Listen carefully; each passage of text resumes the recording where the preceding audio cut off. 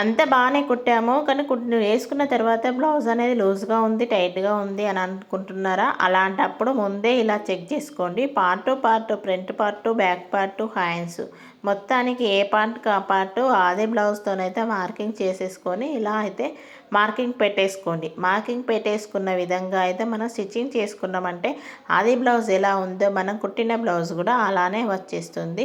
ఇక్కడ చూడండి మొత్తానికి హ్యాండ్స్‌కు ఆ బ్యాక్ పార్ట్, ఫ్రంట్ పార్ట్ మనం సేమ్‌గా మనకు ఆది బ్లౌజ్ పట్టుకొని ఇలా అయితే మార్కింగ్ వేసుకున్నామంటే నీట్ ఫినిషింగ్‌తోనే ఉంటుంది. మన కుట్టిన బ్లౌజ్‌కి రీమార్క్ అనేది ఉండదు. కస్టమర్స్ మళ్ళీ లూజ్, టైట్ అనే ప్రసక్తి కూడా ఉండదు. మనం సైడ్ స్టిచ్ వేసేటప్పుడు హ్యాండ్స్‌ను కింది పార్ట్ అనేది కరెక్ట్గా పట్టుకొని చూడండి. మనకి బ్యాక్ పార్ట్ కన్నా ఫ్రంట్ పార్ట్ ఎక్కువ వచ్చినట్లయితే మధ్యలో డాట్ అనేది పెట్టేసుకోవాలి. ఇక్కడ చూడండి మన బ్లౌజ్కి అనేది బ్యాక్ పార్ట్ కన్నా ఫ్రంట్ పార్ట్ అనేది ఎక్కువగా వచ్చింది కదా, అలాంటప్పుడు మనకి ఈ మధ్యలో అనేది డాట్ వేసుకోవచ్చండి. మనకి ముందే డాట్ వేసామంటే మనకి ఒక్కొక్కసారి బ్యాక్ పార్ట్ తక్కువ రావచ్చు, ఎక్కువ రావచ్చు. మనకు కుట్టే విధానం బట్టి ఒక్కొక్క 1 ఇంచ్ బట్టి తేడా అనేది వస్తూ ఉంటుంది కదా.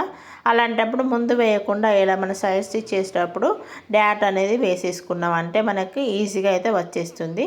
మళ్ళీ హ్యాండ్స్ ఎప్పుడైనా కానీ ఇలా కచ్చా కనిపించినప్పుడు పై వైపుకి అయితే ఫోల్డ్ చేసుకోవాలి. సంఖ మధ్యలో కచ్చా అనేది వస్తుంటుంది కదా, అది పై వైపుకు వచ్చేటట్టుగా చూసుకోవాలి. నీట్గా ఉంటుంది. మన బ్లౌజ్ అనేది ముడత రాకుండా ఉంటుంది.